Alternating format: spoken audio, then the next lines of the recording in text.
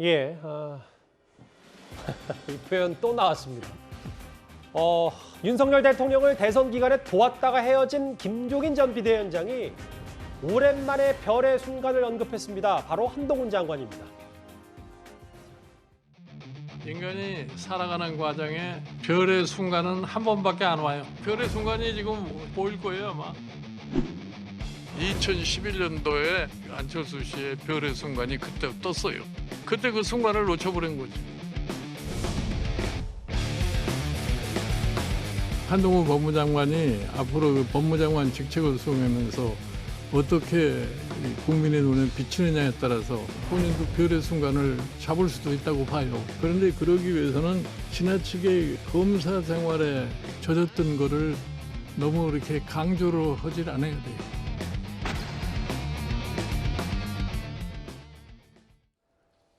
별의 순간이 올까요? 글쎄요, 이제 아마 김종인 전 비대위원장만의 단어가 됐을 수도 있는데 별의 순간 잡을 수도 있다. 꽤 한동훈 장관을 높이 평가했습니다. 이도원 의원님은 어떻게 들으셨어요? 저 발언? 또 시작하는구나 하는 생각을 하게 되네요. 대권 장사를 또 하는 건가? 지금 윤석열 정부 지금 아니, 너무 세게 처음부터 말씀하시는 건 아닙니까? 굉장히 자제해서 얘기하는 겁니다. 윤석열 정부 출범한 지 오늘 딱 한 달 됐습니다. 예. 한 달 됐는데 이제 차기 정권 슬슬 준비하는 건가요? 윤 대통령 본인은 도와줬다고 생각하는데 아무 자리도 안 주고 별로 예우하는 것 같지 않으니까 좀 섭섭해서 그런 건가요? 얼마 전에는 보니까 그렇게 싫어했던 또 안철수 의원도 국회로 들어가면 굉장히 중요한 지도자로 성장할 수 있다 이렇게 하고 또 한동훈 장관이 조금 많은 주목을 받는 것 같으니까 또 여기 추켜 세우고 지난 대선 때는 윤석열을 도왔습니까? 이재명을 도왔습니까? 저는 그것도 가장 궁금합니다. 매번 판이 벌어질 때마다 또는 판을 만들기 위해서 저러는데 너무 그렇게 신경 쓸 필요 없다고 생각합니다. 시작부터 셌어요. 개인적인 시각도 담겨 있습니다. 김주일 대표님. 근데 이도원 의원님 말씀처럼 내일이면 딱 한 달이 되는 윤석열 정부 향해서 지금 현직 법무부 장관이 별의 순간을 잡을 수도 있다. 물론 질문이 나왔으니까 답을 할 수 있는데 윤 대통령에 들어서 김종인 전 비대위원장이 비판한 건 아닌지요?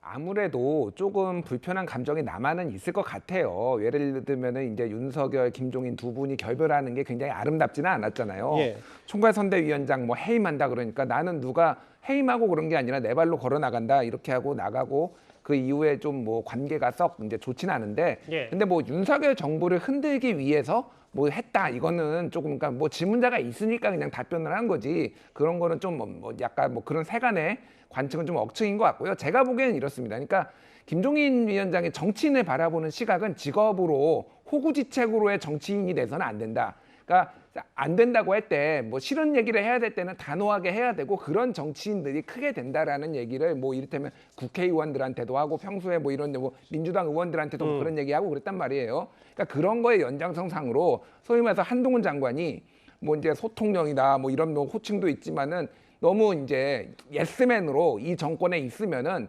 정치인으로서는 크게 힘들 것이다. 하지만은 윤석열 정부가 모든 거를 다 할 수는 없잖아요. 뭔가 잘못된 것이 있거나 좀 잘못된 방향으로 갈 때 거기에서 자기 목소리를 냈을 때 정치인으로서 성장할 가능성이 있다라고 일종의 조언 같은 거를 한 우스갯소리로 것으로 좀 아닙니까? 싹이 보인다 이런 말도 김종인 전 비대위원장이 한 거네요. 예. 그러니까 왜냐하면 그런 강단 있는 모습 그런 거를 윤석열 대통령도 이제 검찰총장 시절에 보였고 한동훈 검사도 이제 보여줬기 때문에 그런 것들을 아마 평론가로서 얘기를 한 것으로 보입니다. 이도원 의원님은 저 말 별로 신경 쓸 거 없다고 하셨는데 준비한 목소리가 하나 더 있거든요. 같이 한번 들어주세요. 그래도. 김종인 전 비대위원장 이런 얘기. 거기에는 황홀경이 황홀경에 빠져 있다고 봐요. 거기에 내가 대통령인데 내가 마음대로 다 할 수 있다는 이런 자신감도 있고 대통령한테 대통령이 얘기하는 거를 그렇게 해서 안 됩니다 하는 이런 얘기를 하는 분들이 있어야 되는데 예. 대부분이 보면 대통령의 말에 다 순응하는 사람들만 있는 거예요. 내가 보기에는 할 수 있으면 한동훈이가 할 수 있을 거예요. 한동훈 장관이. 좀 듣기에 따라서는 한동훈 장관 쓴소리 할 수 있다라는 것도 있지만 윤석열 대통령이 지금 쓴소리 할 수 있는 주변에 참모들이 없고 특히 남의 말을 잘 안 듣는다는 취지의 발언도 같이 한 것 같은데 어떻게 받아들이셨어요? 근데 지금 이제 대통령 취임하시고 지금 얼마 안 됐잖아요. 근데 그 표현을 지금 굉장히 열심히 지금 하려고 한다. 이렇게 표현을 해주셨으면 좋은데 그거를 황홀경에 빠져 있다 이렇게 말씀하시니까 아 저건 또 무슨 뜻일까 그런 생각이 들고요. 그다음에 한동훈 장관이 그런 쓴소리 역할을 할 수 있는 인물 중에 하나일 수는 있지만 예. 그걸 극소수 인물 중에 하나다. 뭐 쓴소리 할 사람이 없다. 저는 그렇게 보지 않는 게요. 사실 윤석열 대통령이 지금 그 보통 그냥 일반 식당에 막 가시잖아요. 예. 그러면 결국은 거기 가면 시민들하고 계속 만나다 보면 사실 대화를 계속 하고 들을 수가 있거든요. 국민의 목소리를. 그리고 국민들과 만나는 걸 두려워하지 않으세요, 대통령이. 그렇기 때문에 그 쓴소리는 사실 당에서도 또 쓴소리가 여러 가지 나오고 언론들도 나오고 있잖아요. 여러 루트로 얘기가 나오는데 사실은 그 전에 우리 대통령들께서는 그 청와대 안에 들어가면서 그 안에서 너무나 극소수의 분들을 만나게 됐지만 지금은 용산으로 오면서 저는 범위가 확 넓어졌기 때문에 네. 그런 걱정은 좀 덜 하셔도 되지 않을까 그렇게 봅니다. 그러면 정명희 의원님은 김종인 전 비대위원장 말 그냥 잠시 접어두더라도 한동훈 장관이 분명히 별의 순간을 잡을 수 있다고 생각하세요? 별의 순간은 다 잡을 수 있습니다. 예. 근데 한동훈 장관도 사실 이제 그 본인이 법무부 장관이라는 그 직역을 하면서 국민들께 어떻게 보이느냐에 따라서 사실 별의 순간을 잡을 수 있죠. 예. 그러면 지금 안철수 대표는 뭐 아닌가요? 마찬가지로 또 별의 순간을 잡을 수가 있고요. 지금 오세훈 시장은 또 아닌가요? 갑자기 또 말씀하시다가 이 사람 빼놓으면 어떡하지 하는 얘기 생각하신 것 같아요. 예, 이도원 의원님 짧게 좀 부탁드릴게요. 그러니까 황홀경 얘기했는데 황홀경에 빠졌던 대통령은 그 김종인 씨가 그 경제수석으로 모셨던 노태우 대통령입니다. 당시에 안무혁 그 저 안기부장이 노태우 대통령한테 가서 각하 죄송하지만 이제 구름 위에서 좀 내려오십시오. 그 얘기하고 그 저 2주 만에 그만뒀습니다. 지금 윤석열 대통령은 오히려 알겠습니다. 본인이 지금 구름 위에서 내려오겠다는 거 아니에요. 구중궁궐에서 나오겠다는 거 아니에요. 그래서 예. 본인은 나는 구름 위에 신선도 아니고 구중궁궐에 갇힌 제왕도 아니고 나는 그냥 옆집 아저씨다. 나는 장관보다 좀 높고 총리보다 높은 그냥 대통령이라는 고위공직자다. 이런 걸 지금 온몸으로 보여주고 있는데 거기에다 무슨 황홀경이라는 단어를 대입하면은 듣는 사람들이 굉장히 이질감을 느끼게 되겠죠. 한동훈 장관 본인 얘기 좀 집중을 해볼까요? 어제 검찰 조직 개편까지 하면서 이른바 추미애 지우기에 나선 한 장관입니다. 그런데 알려지기로는 소년법 개정에도 본격 착수할 것으로 보입니다.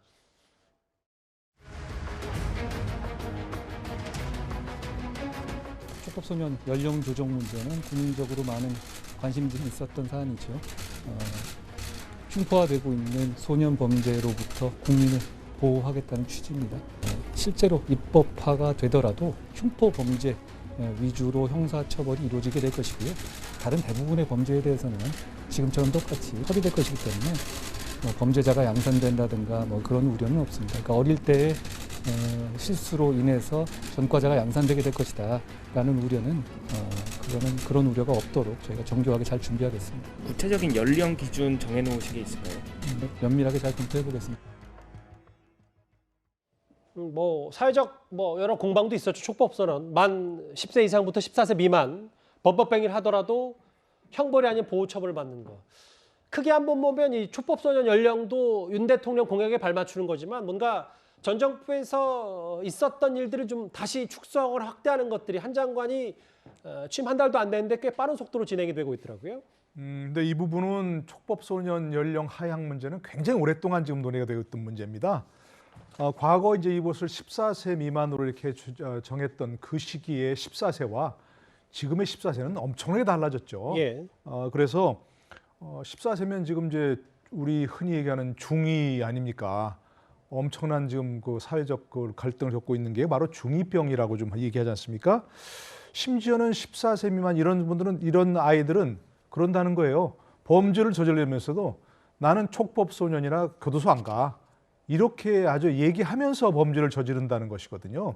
그러니까 이 부분은 아까 말씀드린 대로 굉장히 오랫동안 논란이 되어 왔고 촉법소년 연령을 세분화해가지고 한 장관 얘기한 것처럼 정말 강간, 강도 이런 흉악범죄에 대해서는 좀 다른 대책을 세워야 된다. 이 점은 굉장히 오랫동안 논의가 되어 왔으니까요.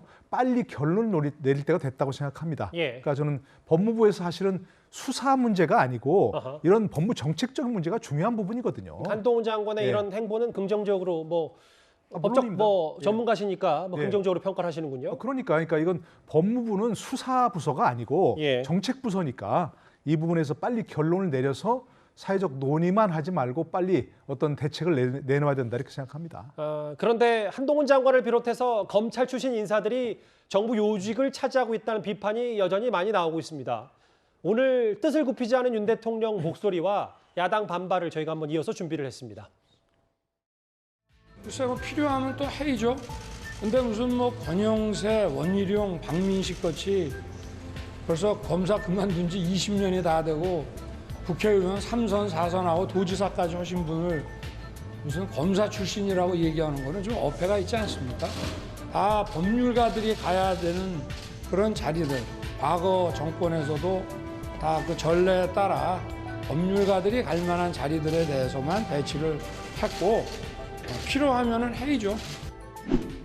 제가 이제 검찰국에 근무했는데 제일 엘리트라고 자부하던 그런 집단이죠. 저희들끼리 쑥덕거리던 말이 정말 다른 부처 공무원들하고 회의도 같이 하고 할 일이 많았는데 저희들끼리 쑥덕거릴 때 능력이나 국가에 대한 충성도로 보나 정말 검사만 한 공무원이 없다. 그걸로 끝나면 됩니다. 정신직무 승리로 끝나면 돼요. 근데 그거를 직권해가지고 그 생각대로 인사를 한다? 그건 다른 얘기죠. 글쎄요, 뭐 검찰 편중 논란은 인사 얘기는 앞으로도 계속 있을 것 같은데 어제 있었던 이 얘기만 짧게 하고 이번 주제 마무리할게요. 저 정미영 의원님, 검사 출신이시기도 하니까 최강욱 의원이 최근에 검사의 월급을 다른 행정부 공무원 제도와 일원하겠다 이 발언을 했는데 국민의힘에서는 사적 보복이다라고 바로 반박을 했어요. 이것도 어제 오늘 꽤 논란이었습니다. 이 최강욱 의원 다 와요. 지금 민주당 의원들을 보면은요. 그 본인들 개인의 어떤 그 예를 들어서 이재명 후보 앞으로 수사받을 일 되게 많으니까 검수완박 법안 만들어서 아예 시스템을 바꾸는 법안을 막 만들어 버리잖아요. 어떤 사람을 위해서. 그것처럼 지금 최강욱 의원은 자기 기소했다고 지금 검찰에 대한 그 보복의 심리로 법을 만들어 가지고 검사 월급을 뭐 박탈하겠다 지금 이렇게 얘기하고 있잖아요. 그래서 이게 법 만능주의예요. 그냥 뭐 금 나와라 뚝딱이 아니라 법 나와라 뚝딱 막 지금 그러고 있는 판인데, 그래서 제가 늘 말씀드리지만 지금 우리는 국민의힘은 정권 교체를 했다고 하는데 사실 절반밖에 안 한 것 같아요. 왜냐하면 국회는 아직도 지금 정권 교체가 안 되어 있습니다. 다수당이 민주당이에요. 그러니까 이런 일을 막 하고 있는 거예요. 그러니까 이런 건 또 심판받습니다.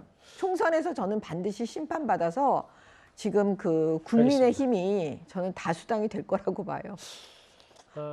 한동훈 장관, 김종인 전 비대위원장이 언급한 별의 순간 얘기까지 별의 순간이라는 단어 오랜만에 만나봤습니다.